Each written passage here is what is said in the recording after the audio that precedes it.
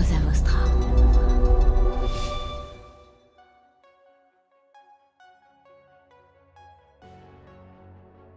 C'est pas forcément des problèmes d'argent qui font que les médias arrêtent, ce sont souvent des problèmes de stratégie, de vision, d'adéquation au marché ou de désaccord entre les actionnaires qui font que ça ne fonctionne pas.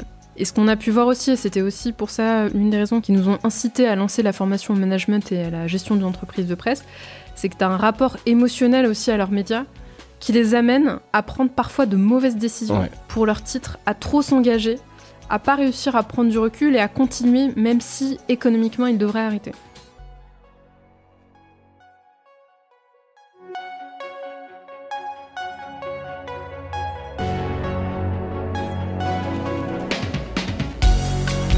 Bienvenue dans Mediarama, le podcast du futur des médias.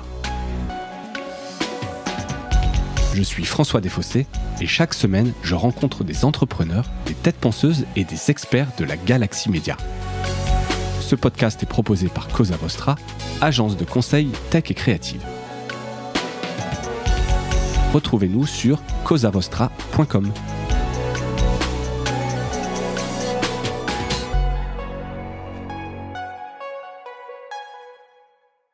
Bonjour à toutes et à tous et bienvenue dans ce nouvel épisode de Mediarama. J'ai le plaisir de recevoir aujourd'hui Anne-Claire Marquet, directrice du SPIL, pour ceux qui ne connaîtraient pas, le syndicat de la presse indépendante et d'information en ligne. Anne-Claire, bonjour.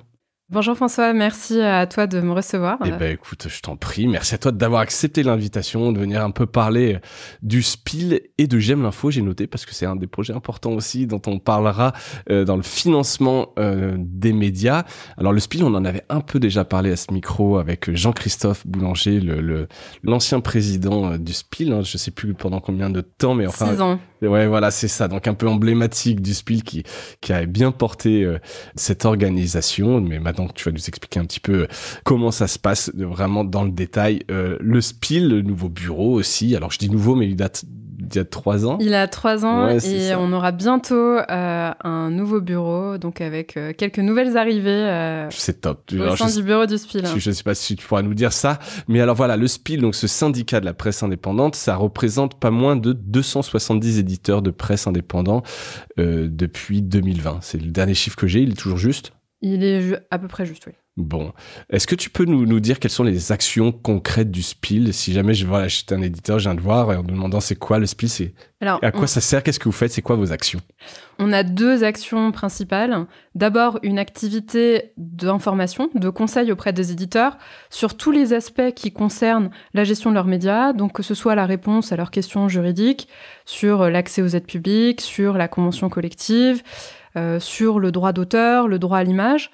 Dans mon équipe, il y a 2 personnes qui sont diplômées en droit, donc Max qui est responsable des relations adhérents et Fanny qui est alternante spécialisée en droit des médias et du numérique et qui accompagne les adhérents au quotidien sur toutes leurs demandes, donc qui répondent à leurs emails, qui les reçoivent lors de rendez-vous pour faire un petit peu un tour de leur situation et voir éventuellement à quelles aides ils pourraient prétendre et éventuellement comment on pourrait les orienter dans l'écosystème pour répondre au mieux à leurs demandes. En plus de ça, on organise environ un webinaire par mois sur des sujets qui concernent les éditeurs, donc soit du partage d'expériences sur des bonnes pratiques éditoriales, marketing, techniques. On fait parfois venir aussi des avocats pour répondre à des points précis, par exemple sur l'utilisation du droit à l'image. On fait des cycles de formation sur la direction, le management d'une entreprise de presse. D'accord. On a une newsletter 2 fois par mois pour les informer sur toutes les possibilités de financement. Donc vraiment, il y a un volet accompagnement qui est très fort et qui représente une grosse part de notre activité, plus un forum, puisque le SPIL, c'est un lieu d'échange entre éditeurs.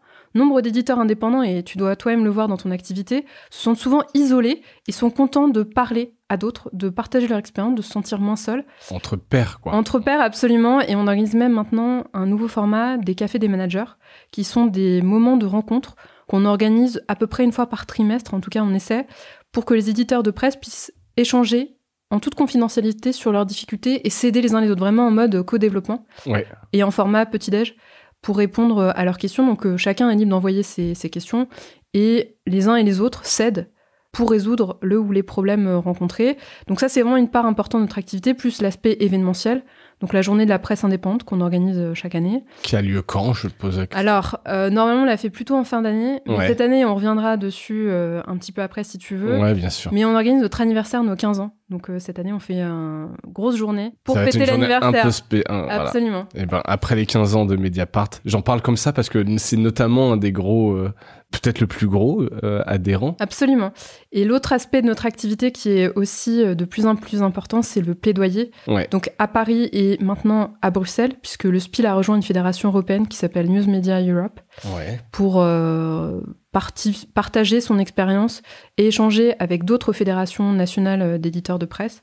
Et donc on est actif auprès de l'Assemblée nationale, du Sénat, de toutes les institutions, de l'administration centrale, donc du ministère de la Culture, pour défendre une vision d'un secteur de la presse qui soit équitable et soutenable pour tous les acteurs. Ouais. Nous, on a une vision non corporatiste du plaidoyer, c'est-à-dire qu'on ne défend pas uniquement la presse indépendante, on essaie de porter une vision d'avenir pour le secteur et qui soit juste pour tous les acteurs. D'accord, qui est forcément un peu biaisé par ce que vous faites avec des éditeurs indépendants, mais enfin, vous en tout cas, vous efforcez on les tient en compte, mais on essaie Ouais. toujours de porter l'intérêt du secteur et pas de se dire qu'on défend ou qu'on plaide que uniquement votre pour nous. camp, quoi. Ouais. On porte une vision vraiment d'ensemble du secteur, une vision innovante, plurielle, et qui permette à chacun de trouver son compte finalement dans cet écosystème. Ouais, ok. Écoute, on reviendra peut-être un peu dessus.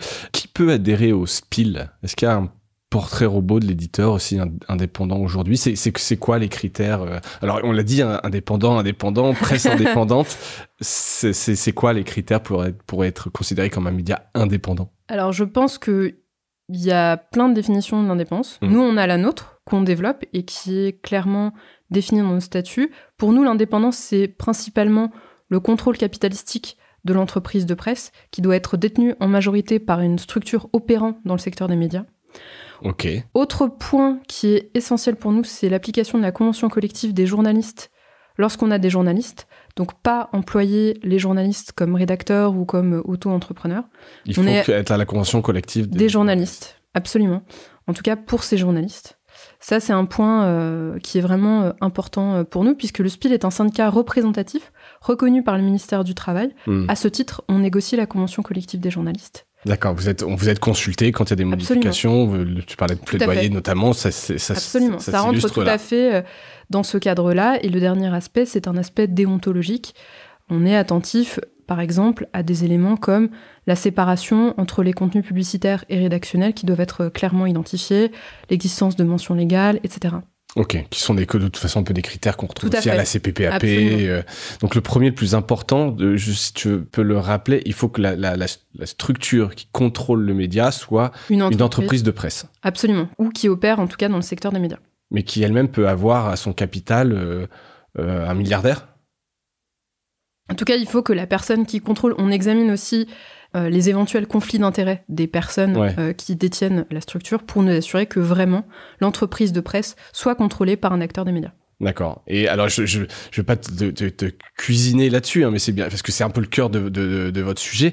Il suffit de cocher ces critères pour être automatiquement accepté, ou est-ce que il peut y avoir des débats et vous allez un peu investiguer? Absolument, c'est une très bonne question que tu poses et c'est très chouette qu'on puisse justement rentrer dans le cœur du réacteur et savoir comment ça fonctionne. Donc déjà, les candidatures, elles sont instruites par Max, qui est responsable des relations adhérents du SPIL. Les gens remplissent un petit dossier pour expliciter, qu'on puisse comprendre leur capital. Qui ils sont. Absolument, qui ils sont. Quel est leur objet, quel est leur produit éditorial, enfin, avoir un site web ou une présentation de ce qu'ils font si le produit n'est pas encore lancé. Ensuite, s'ils ont des journalistes. Ouais. Et comment ils sont employés. Est-ce que c'est la convention collective des journalistes ou éventuellement autre chose ? Une fois que ces candidatures elles sont instruites suivant un dossier précis, il y a une commission, un pré-comité d'analyse des adhésions qui est composé de membres du bureau du SPIL et de Max qui en discutent et qui fait des préconisations au bureau. Et ensuite, le bureau, une fois par mois, tranche sur les différentes adhésions qui lui sont proposées en fonction des recommandations qui lui ont été formulées par le comité des adhésions. Et vous votez et il y a un vote. La majorité. Parfois, il y a des débats. Ouais. Où il y a des questions, et donc dans ces cas-là, on repousse l'examen de la candidature au mois suivant, le temps d'obtenir les éléments réponses, absolument aux questions qui ont été posées par les membres du bureau. D'accord. Tu as des exemples un peu de dossiers qui ont été compliqués, qui sont aujourd'hui chez vous? Alors, ceux qui ont été refusés, tu vas peut-être pas les nommer, mais ouais, est-ce que ça se joue sur quoi quand il y a des débats? Alors souvent, je pense que c'est pas forcément une bonne idée que de donner des gens qui ont été refusés ou des débats, mais là où on constate que ça pose souvent question, c'est sur l'application de la convention collective. Donc ce qu'on peut faire parfois, c'est procéder à une adhésion à titre transitoire et accompagner les éditeurs en question sur la voie de la conformité, sur la question justement de la convention collective, par exemple. Ils n'y étaient pas parce que historiquement ils n'y étaient pas, et puis en fait ils se disent pourquoi pas, et puis vous leur expliquez pourquoi c'est bien. Et puis voilà, exactement. Pourquoi aussi c'est vertueux pour le secteur, et ensuite effectivement ils le font, on les accompagne, on les oriente aussi vers des experts, des avocats qui peuvent les aider là-dedans. Et là, ils voient aussi leur intérêt en fait. Ouais. C'est contraignant pour un média d'avoir ces journalistes sous la convention collective des journalistes? En un sens, oui, mais d'un autre côté, ça offre aussi des avantages parce que ça permet quand même d'avoir quelques abattements sociaux et fiscaux. En revanche, effectivement, ça peut être contraignant puisque déjà, elle est compliquée à comprendre, hein, soyons clairs. C'est là que vous intervenez. Exactement, c'est notre boulot. Et il y a un 13e mois, par exemple, des primes d'ancienneté qui sont pas forcément intuitives à calculer. Donc, c'est vrai que ça nécessite des adaptations au sein des entreprises de presse, mais c'est aussi notre rôle que d'accompagner les uns et les autres vers cette conformité-là. Pareil pour les pigistes, on a des vidéos sur notre site pour expliquer aux éditeurs comment faire. On a un guide de l'emploi des pigistes pour vraiment faciliter autant que possible l'adhésion à la convention collective. Pour revenir sur la question du portrait robot, qui est à mon avis une super bonne question aussi. Exactement. Je pense que tu peux faire 2 portraits robots d'éditeurs. Tu as déjà le tout petit éditeur qui, comme on l'a dit en introduction, qui est tout seul, qui est indépendant, qui se sent vraiment isolé, qui est perdu dans toutes les recherches qu'il a à faire de démarches, qui se sent un petit peu écrasé, qui est souvent un journaliste d'ailleurs, qui est parti d'une rédaction ou qui est parti à la faveur d'un plan social, et je pense que tu en vois beaucoup dans ton activité. Je vous en ai envoyé plein, oui. Mais je les vois en plus, ces journalistes-là. Absolument, qui sont complètement perdus. Ouais. Donc que nous on accompagne, et idéalement dès le début du projet, c'est-à-dire parfois même sur la constitution de la même structure. Sur la constitution de la structure, avant même que le projet soit lancé. Et nous on aime bien les accompagner dès ce moment-là parce que on sait qu'ils sont tout de suite sur des bons rails. Ouais. On sait qu'ils sont tout de suite sur la bonne voie d'un point de vue administratif, des choix juridiques, par exemple sur la constitution de leur société, de l'objet social. Il y a plein d'erreurs exactement. À faire ou pas faire. Il y a plein de petits pièges. On les accompagne aussi dans le temps sur le déroulement logique de leurs demandes de reconnaissance par la commission paritaire, sur les demandes d'aide. On les oriente éventuellement vers les incubateurs si on estime qu'il y a besoin. Ça peut leur être profitable. Ou vers des experts, par exemple sur le modèle économique ou sur la commercialisation, si on estime que dans leur cas, il y a un besoin. Et donc ça, vraiment, on les accompagne dès ce moment-là. Et ils grandissent, entre guillemets, avec nous. Ce qui est assez chouette, c'est de les voir d'ailleurs sur 2 ou 3 ans passer de toute petite structure embryonnaire à structure où ils en vivent. Ouais. Et il y a 2-3 journalistes. Et l'autre type de profil qu'on voit, ce sont des éditeurs qui, pour certains, sont restés tout seuls pendant 5 ou 10 ans, qui ont galéré, qui, pour un certain nombre d'entre eux, ne demandaient même pas les aides ou ne s'intégraient même pas vraiment dans les dispositifs classiques de la presse. Par méconnaissance. Par méconnaissance. Ou la tête dans le guidon. Exactement. Ou simplement par méfiance aussi, pour certains, en se disant que ça allait être trop compliqué, que ça allait être trop difficile, et puis qui nous rejoignent au bout d'un moment, et puis qui ont aussi, on va dire, une envie de faire front, c'est-à-dire de rejoindre un collectif, aussi pour des aspects non pas idéologiques, mais en tout cas de soutenir la cause des éditeurs indépendants, parce que quand ils atteignent une certaine taille, ils ont l'impression, une fois de plus, d'être aussi tout seuls, de pas être très audibles dans leur écosystème, d'être parfois dans une situation de concurrence déloyale avec des beaucoup plus gros acteurs qui, eux, ont accès aux aides publiques. Ouais. Et là, en rejoignant le SPIL, ils ont le sentiment de rejoindre un groupe qui va aussi porter une voix. Ouais. Et ça, c'est ce qu'ils viennent chercher aussi chez nous quand ils sont un petit peu plus gros. D'accord, donc il y a des petits, des moyens et des gros, je le disais tout à l'heure. Alors, gros, on n'a pas de titre à ma connaissance qui dépasse les 20 millions d'euros de chiffre d'affaires. Mediapart, je crois qu'ils sont à 22. 22. Alors maintenant, ils sont à 22, mais on ne doit pas avoir beaucoup plus que ça. Ouais, bah, de toute façon, après, c'est vrai que... Après, ça devient autre chose et c'est rare de trouver des médias vraiment indépendants. Absolument. Où ils sont peut-être déjà... dans d'autres structures. On peut être à la fois... On peut pas être au SPIL et on peut être au SPIL et... Le SPIL, il a une expertise qui est complémentaire d'autres syndicats d'éditeurs de presse qui sont plus spécialisés. On a quelques éditeurs, par exemple, qui sont chez nous et qui sont aussi à la fédération... ou à la FNPS. À la Fédération nationale de la presse d'information spécialisée, effectivement, la FNPS. Il y en a quelques-uns plutôt dans ce sens-là. Ouais.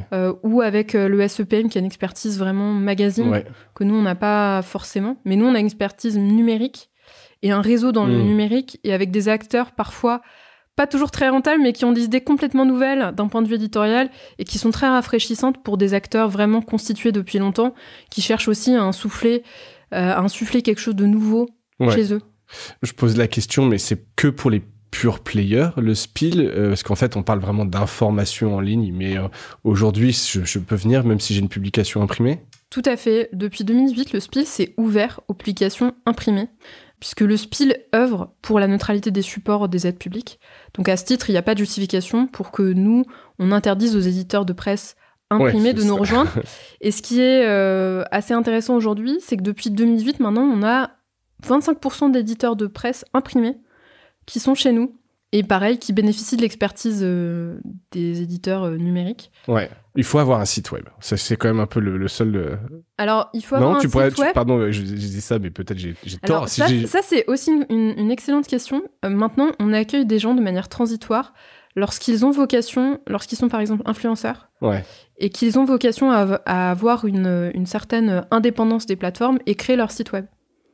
D'accord. Donc des créateurs de contenu, puisque quand tu dis influenceurs, c'est des créateurs de contenu qui ne se considèrent pas du tout comme des médias, mais qui font de l'information. Qui font de l'information et qui ont vocation à disposer leur propre site et vraiment à éditer un média en ayant une maîtrise sur leur curation et sur leurs archives. On peut les accompagner de manière transitoire le temps qu'ils aient leur propre site. D'accord. Donc ça, c'est très early, parce qu'avant qu'ils aient des salariés, conventions, etc. Mais on peut vraiment accueillir les projets très tôt. Ok.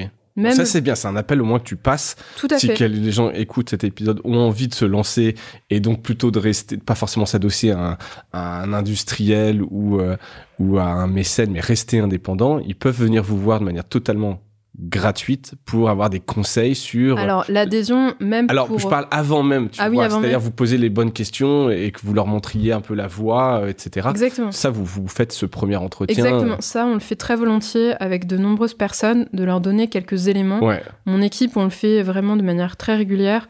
On en fait peut-être 3 ou 4 par semaine, ce type d'entretien, justement, effectivement, comme tu le dis, pour orienter les gens dans un premier temps. Et s'ils veulent aller plus loin, on les invite vraiment à nous rejoindre, parce que c'est vrai que l'expertise déployée par l'équipe, elle a un coût et on peut pas le faire gratuitement pour tout le monde. Non. Mais c'est vrai qu'on peut tout à fait faire ce premier rendez-vous et on est content de le faire parce que parfois ça donne des pistes utiles ou ça fait germer quelque chose dans l'esprit des gens. Ça amène aussi parfois à faire évoluer le projet pour le rendre peut-être plus conforme à ce qu'il est possible de faire d'un point de vue administratif. Oui, exactement. Et qui pourra aider par la suite.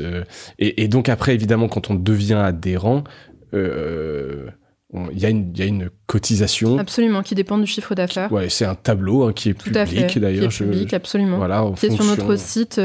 Entre quelques centaines et quelques milliers d'euros par an. C'est entre 300 et 9600. Euros. 300 euros, c'est pour les éditeurs qui font moins de 50 000 euros de chiffre d'affaires. Et pour les gens qui n'ont pas encore lancé leur société, le tarif d'adhésion est de 150 euros. D'accord. C'est un peu symbolique, mais il y a quand même des frais de fonctionnement. Tout à fait. Un peu de personnel. Et maintenant, nous sommes 5, oui. Voilà, il y a quand même 5 personnes à payer, des organisations d'événements, etc.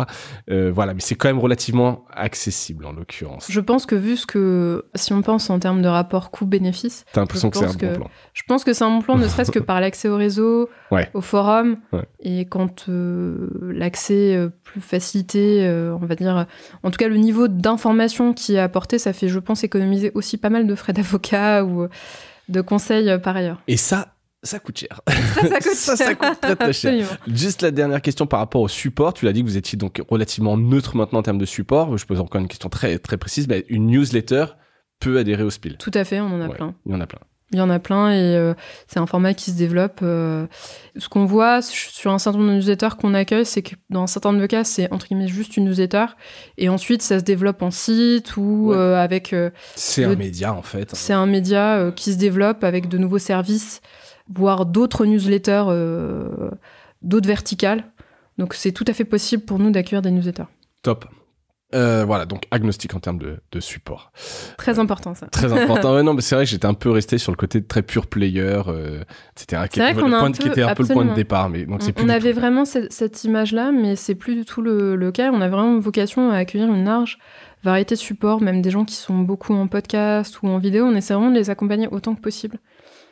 D'accord. Alors c'est marrant parce que là, on l'avait pas évoqué, mais podcast pour le coup, donc support audio. Tout à fait. Tout ce qui est dispositif d'aide, là pour le coup, il y a rien. Il y a rien. Effectivement, nous on se bat contre ça depuis très longtemps, justement pour ouvrir les dispositifs d'aide à la presse aux éditeurs de podcasts. Vous faites partie du PIA, pardon, il y a un syndicat qui avait été créé. Alors, effectivement. Notamment avec Joël Ronez, on en parlait, je suis désolé, j'ai oublié le nom, mais je crois que c'est. Je vois de qui tu parles. Alors, on n'est pas. On n'est pas membre, mais par exemple, on est parfois en lien avec le CIRTI, qui est le syndicat des radios indépendantes.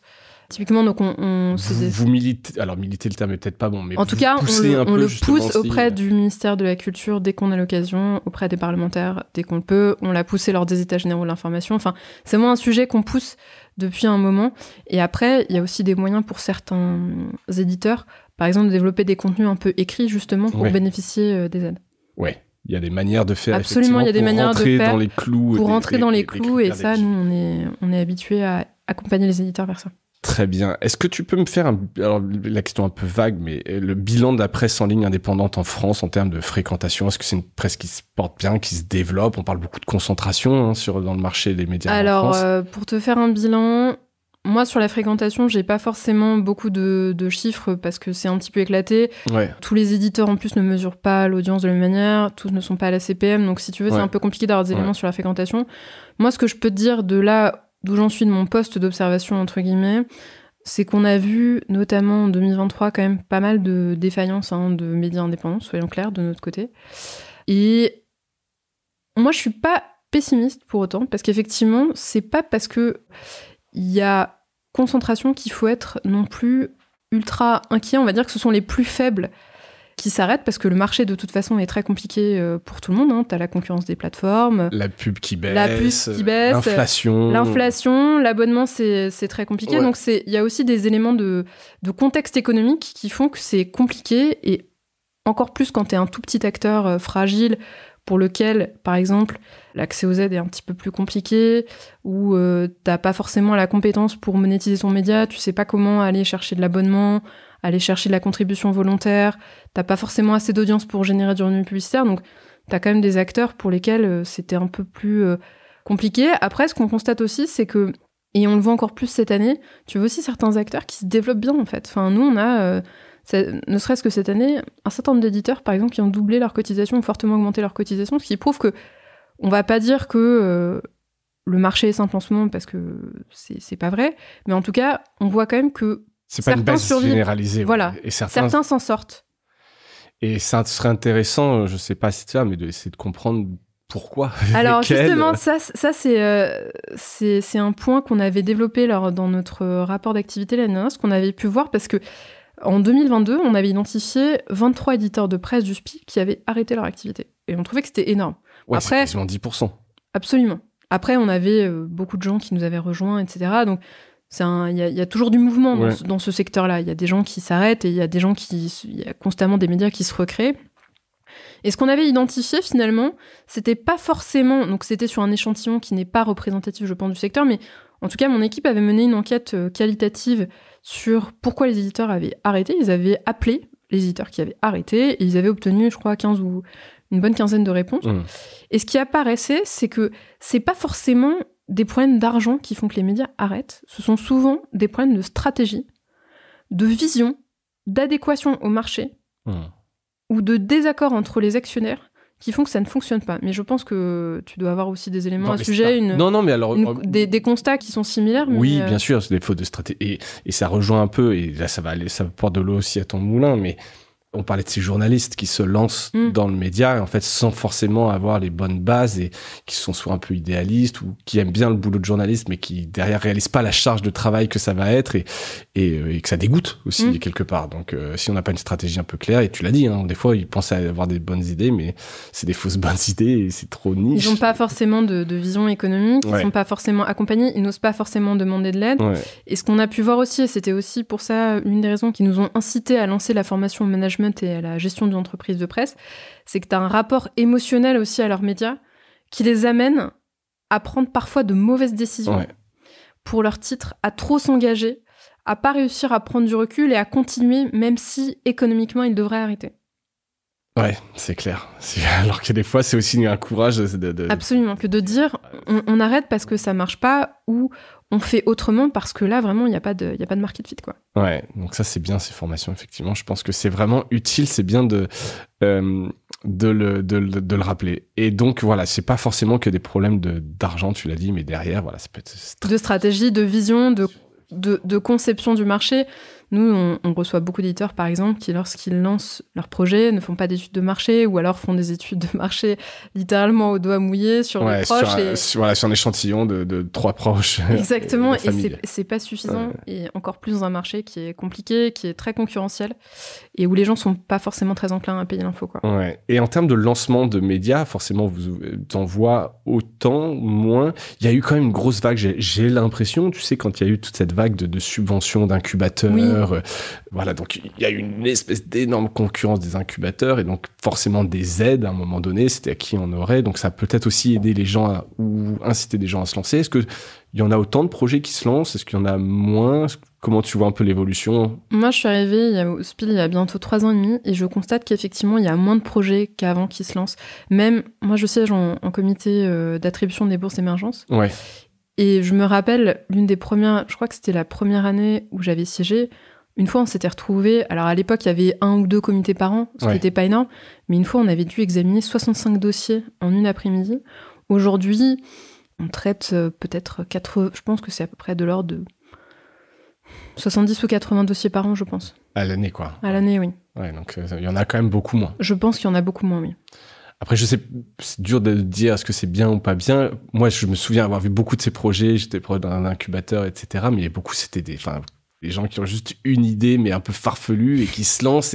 Et en fait, les incubateurs avaient tellement besoin de dossiers qu'ils prenaient un peu tout et n'importe quoi. Donc, est-ce que les dossiers sont mieux maintenant, ou est-ce que vraiment les gens se lancent un peu moins?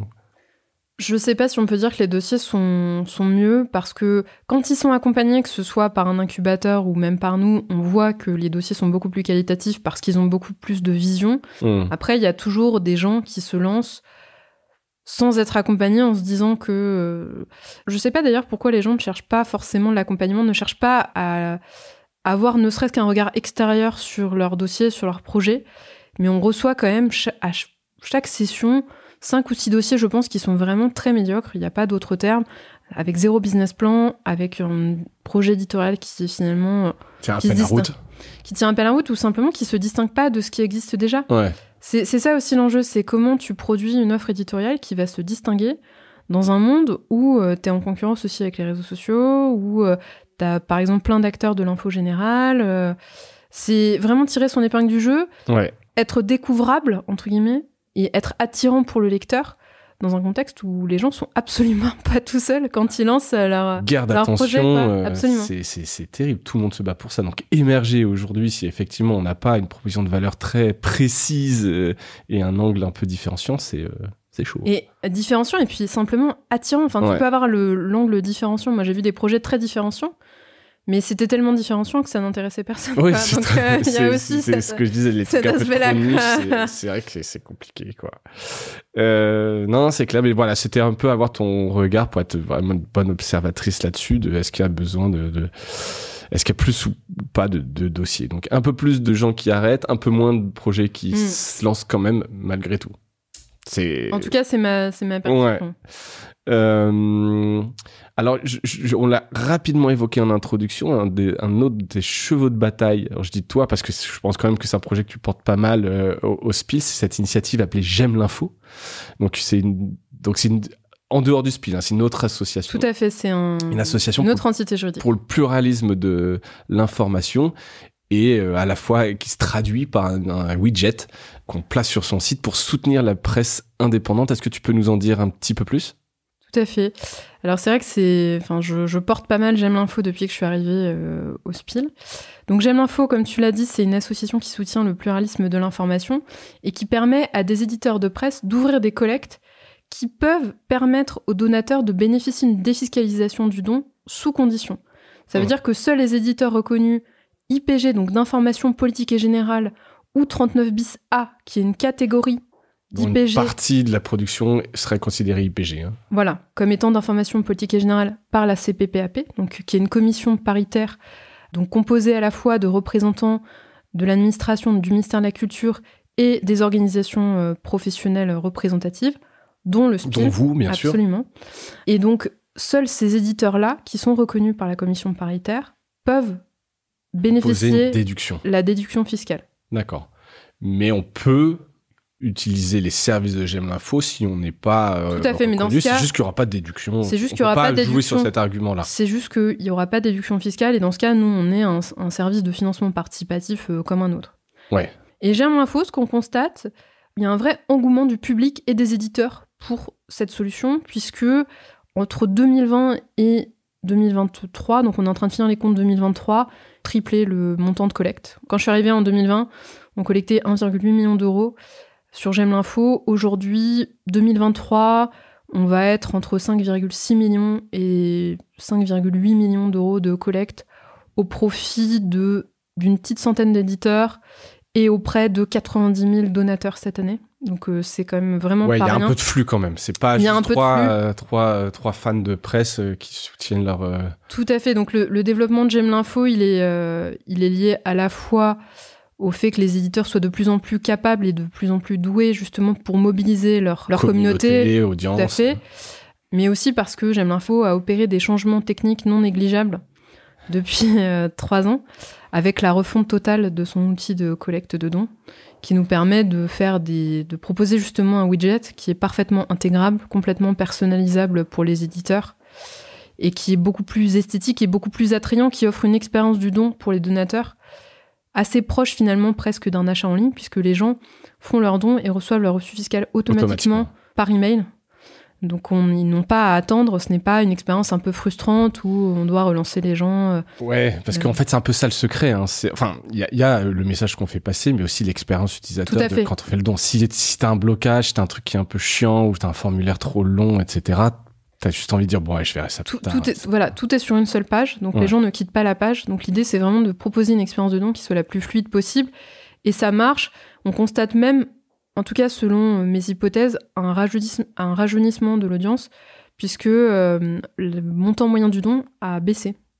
On a beaucoup plus de dons, mais pour un don qui est un montant qui est moins élevé, donc ce qui me laisse présager. Pourquoi ça te laisse, tu traduis ça en un rajeunissement de... Parce que déjà, ceux qui collectent le plus sont des médias dont on sait que l'audience est quand même assez jeune. Par exemple, Vert. Ouais, c'est marrant, j'étais dessus. Puisqu'en fait, sur la page, on voit les campagnes en cours. Tout à fait. Mais généralement, ça se passe via le site de l'éditeur. Donc, pardon, Vert. Vert, par exemple, ou des médias très engagés comme Blast. Et on constate que les gens qui utilisent des outils de paiement tels que Apple Pay ou Google Pay, nous, on présume que ce sont plutôt des jeunes. En fait, avec le développement de moyens de paiement tels que ceux-là, on pense qu'il y a plutôt un rajeunissement de l'audience. Ouais, vous collectez pas beaucoup de chèques. 2000. Sur 90 000 personnes qui donnent. Tout à fait. Ouais, donc c'est pas effectivement... Je pense qu'on a une audience qui est probablement plus jeune que Presse et Pluralisme, qui est l'association historique, qui est, on va dire, le pendant plutôt presse imprimée de J'aime l'info. Qui est un concurrent, entre guillemets. On choisit en tant qu'éditeur l'un ou l'autre. Tout à fait, les éditeurs choisissent l'un ou l'autre. D'accord. Et toi, tu penses que t'as le meilleur produit? Je me permettrai pas. C'est à la mais fois les chiffres aux éditeurs, c'est à la fois aux éditeurs et après c'est à la fois aux éditeurs et aux donateurs de déterminer. Je pense que on n'a pas forcément le même public qui donne. Ouais, non, mais écoute, c'est clair. Et après, donc, plein de modalités. On peut donner en une fois, on peut donner par mois, Tout à fait, on choisit on peut les donner par montants. mois. C'est Et très pour les libre. éditeurs, on développe vraiment les fonctionnalités. Donc, c'est ce que je t'expliquais rapidement tout à l'heure, mais on va dévoiler une nouvelle version de notre site avec un niveau de fonctionnalité pour les éditeurs renforcé, avec la possibilité d'avoir un petit tableau de bord qui permette de se comparer par rapport au global. C'est-à-dire voir si tu collectes plus en moyenne ou moins, la région de provenance de tes donateurs, et sur un petit tableau, des vues qui te permettront de voir qui sont tes donateurs récurrents. On réfléchit à intégrer, par exemple, les dates d'expiration de carte bleue, par exemple, pour que les donateurs, les éditeurs, les tout de suite. Relancer. Absolument.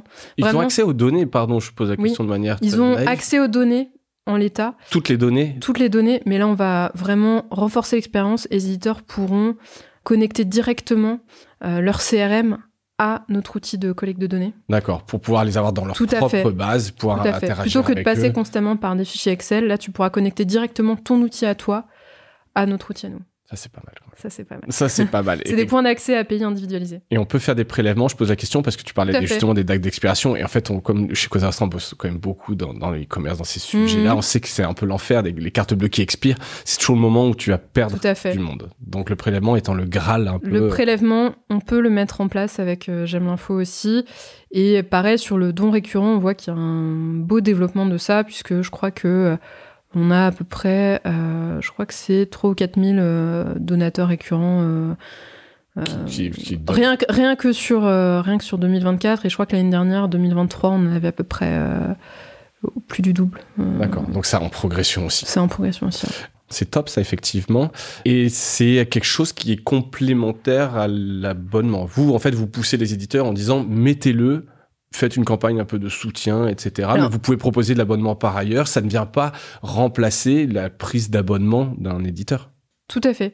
Je pense que c'est bien de le voir comme ça. Nous, on pousse les éditeurs à rien du tout. C'est à eux de voir si une campagne de dons s'intègre à la fois dans leur business model et dans leur manière d'interagir avec leur communauté. Parce que ce qu'on explique aussi aux éditeurs, c'est que lancer une campagne de contribution volontaire auprès de leur communauté, ça ne s'invente pas et ça ne s'improvise pas. C'est pas parce que J'aime l'info fonctionne super bien que, en claquant des doigts, tous les donateurs vont venir te filer 20 € par mois. C'est pas comme ça que ça marche. Ça nécessite de parler à sa communauté, de l'engager, de lui donner des objectifs, d'expliquer pourquoi, à quoi ça sert. Donc, ça demande quand même un engagement des éditeurs. Ça demande aussi, par exemple, de montrer ses coulisses. Nous, on incite les éditeurs à donner des choses en échange. Alors, le don à J'aime l'info, il est sans contrepartie, mais t'as quand même moyen de montrer ce qui se passe chez toi, d'inviter à des rédactions de presse, de faire une newsletter exprès. Enfin, en tout cas, les possibilités sont nombreuses, mais ça demande de parler aux gens, de les remercier. Ouais. De toute façon, qui sont un peu tous les mécanismes de quand on fait des campagnes de crowdfunding. Oui, tout à fait. Vous êtes un peu en concurrence là-dessus avec un KissKissBankBank. Alors, je pense qu'on n'est pas en concurrence. Je pense que c'est un outil, une fois de plus, qui est complémentaire. KissKissBankBank, par exemple, a une expérience marketing que mon équipe n'a pas, et nous, on n'a pas le temps de faire non plus. Donc, c'est tout à fait complémentaire. Et KissKiss, c'est des campagnes qui sont, on va dire, sur un temps limité, alors que J'aime l'info... pour le lancement d'un projet, d'une alors édition. que J'aime l'info, c'est souvent des campagnes au long cours. Après, les éditeurs, parfois, s'en servent, notamment en fin d'année, pour booster un petit peu leurs revenus ou ce genre de choses s'ils ont des projets, ou certains comme Street Press s'en servent pour financer typiquement des enquêtes au long cours ou des événements spécifiques. Mais c'est tout à fait complémentaire, et c'est aussi complémentaire de l'abonnement, parce que ce qu'on a pu voir chez certains éditeurs, c'est que dans un certain nombre de cas, le fait de lancer une campagne de dons, ça peut booster l'abonnement, puisque c'est vraiment, ça rassemble les gens, ça leur rappelle à quoi ça sert de payer l'information. Et à quoi sert leur argent.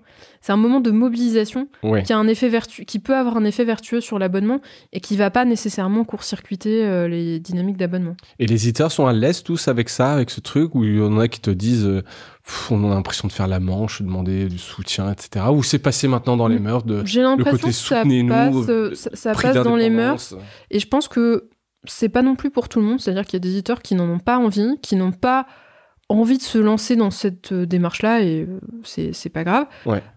Mais pour ceux qui se lancent, ils savent pourquoi ils le font, parce que c'est vraiment un moyen de se rapprocher aussi de leur audience, de leur parler, de créer un moment vraiment ensemble, quoi. Je pense que c'est pas du tout dénué d'intérêt, et ils font pas du tout la même hanche. Ils impliquent leurs lecteurs. Je suis assez d'accord. Mais je veux dire, pour répondre aux éditeurs ouais.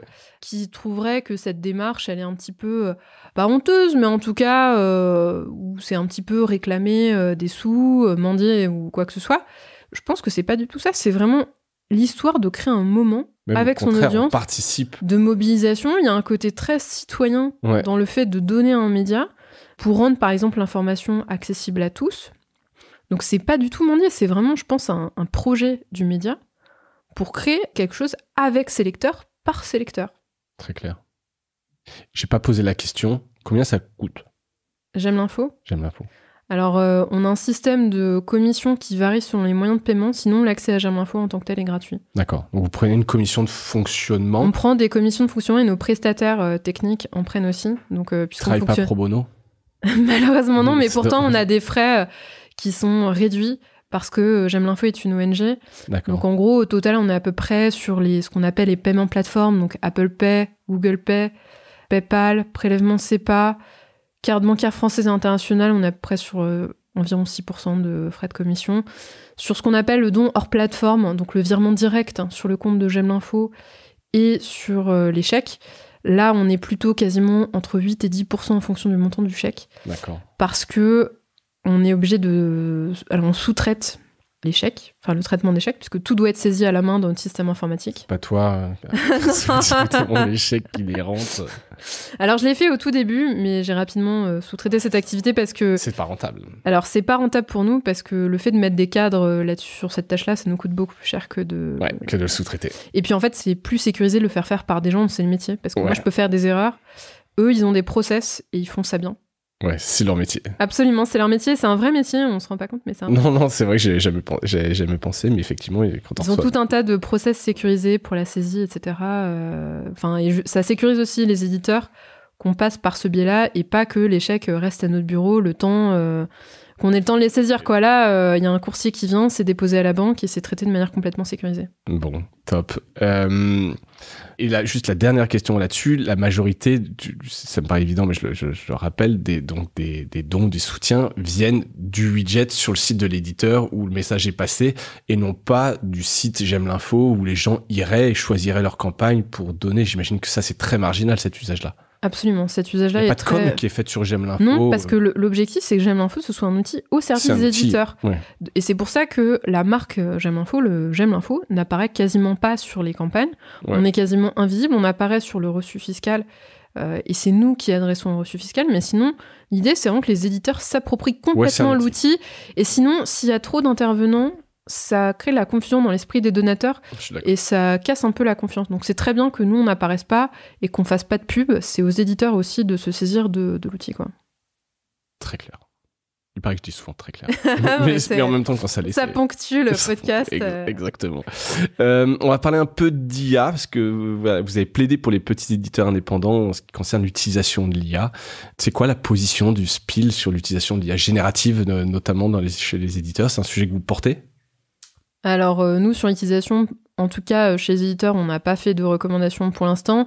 Et juste un point, c'est que le SPIL n'émet pas de position pour les petits éditeurs indépendants. Je pense que la position qu'on défend sur l'IA générative, de manière générale, et sur les questionnements qu'on peut avoir, je pense qu'elle est quand même plutôt consensuelle dans le secteur.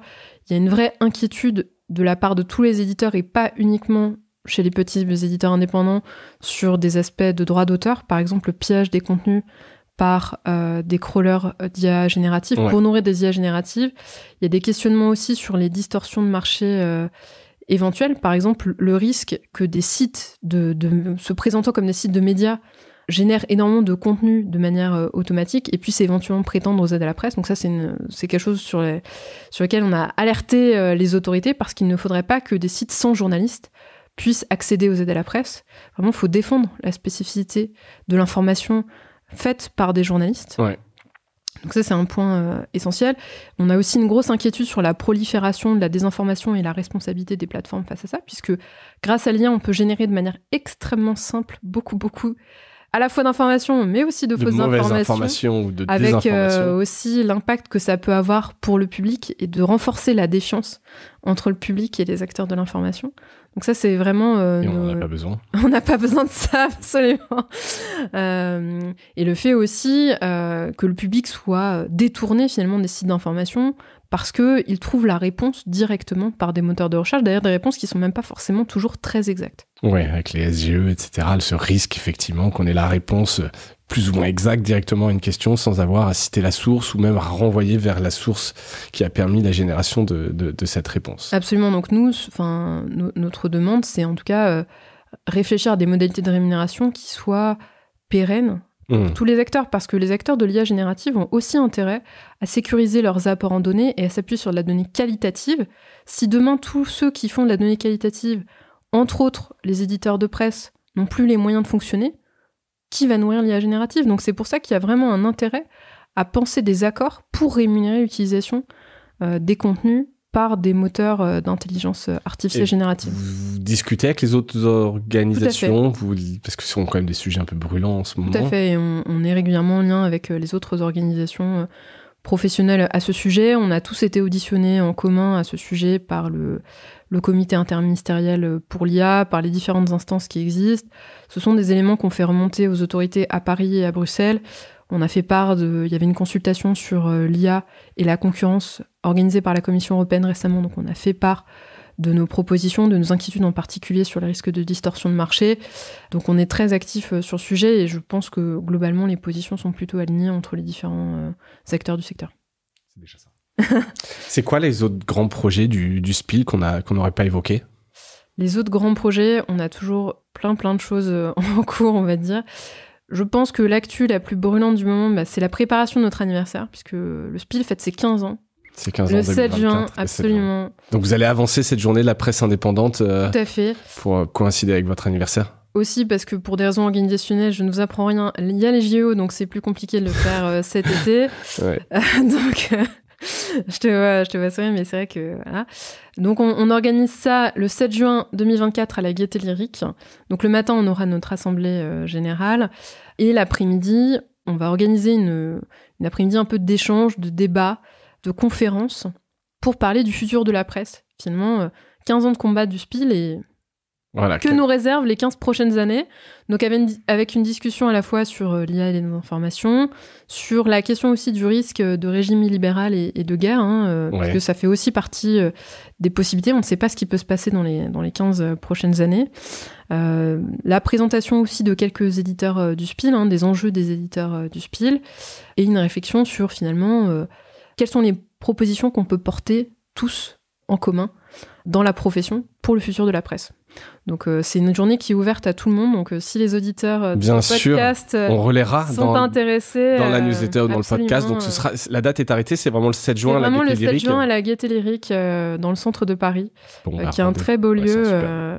On a beaucoup de chance d'être accueillis là-bas. Ouais, donc rendez-vous est pris, donc ouvert à tous. Et c'est gratuit. C'est gratuit.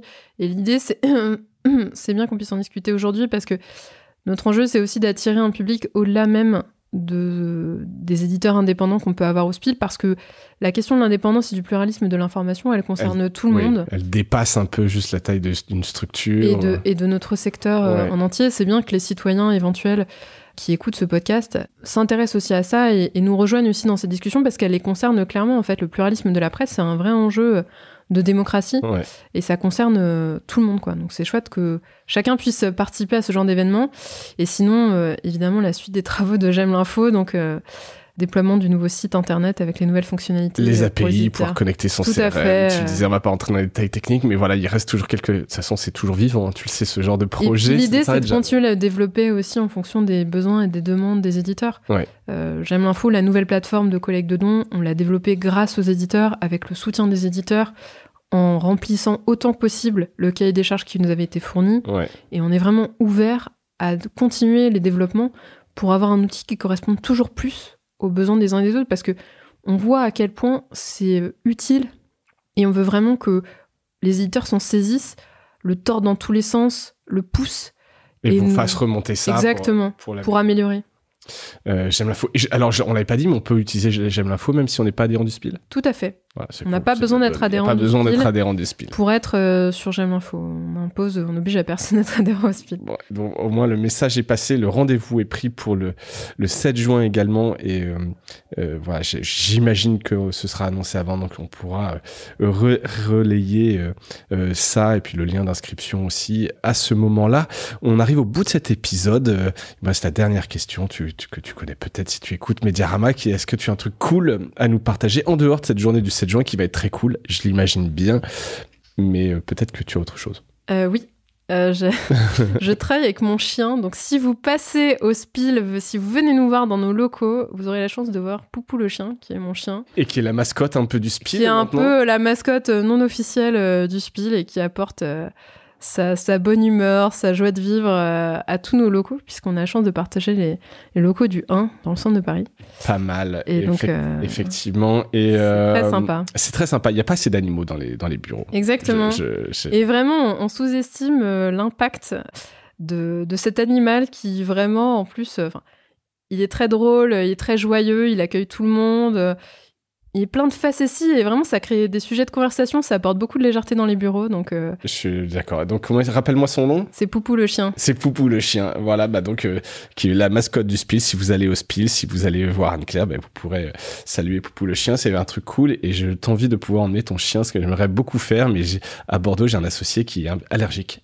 J'ai failin l'emmener aujourd'hui. Mais tu vois, t'aurais pu. Ah, c'est vrai, j'ai pas osé. Non, mais t'aurais totalement pu. On avait ici à Paris, là, on enregistre à Paris il y a quelques années un sous-locataire qui venait avec son chien et tout le monde adorait. Mais ouais, tout le monde adore les chiens. Il y a des jouets de chiens qui traînaient, il passait une tête. Voilà. Et c'est vrai que tu as raison, ça crée toujours un petit truc sympa.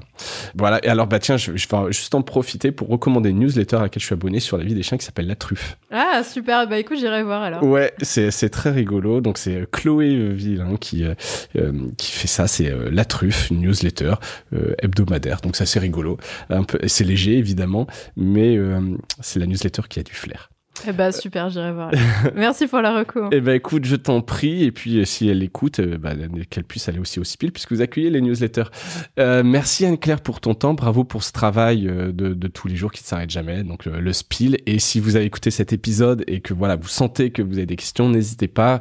Anne-Claire est donc, vous l'avez entendu, cool, agréable et toujours prête à répondre aux questions. Donc, n'hésitez pas à passer son bureau ou lui envoyer un mail. On peut te retrouver sur LinkedIn. Tout à fait. Vous pouvez me contacter sans problème sur LinkedIn ou par email à l'adresse contact@spiil.org. Avec 2 L, évidemment. Non, 2 I.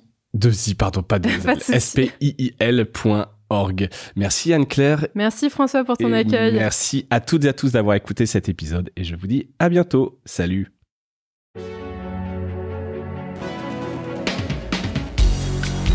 Voilà, Mediarama s'achève. Si cet épisode vous a plu, n'hésitez pas à le liker et le partager. Et puis, si vous souhaitez être accompagné par notre agence Cosa Vostra, contactez-moi par mail mediarama@cosavostra.com. Portez-vous bien.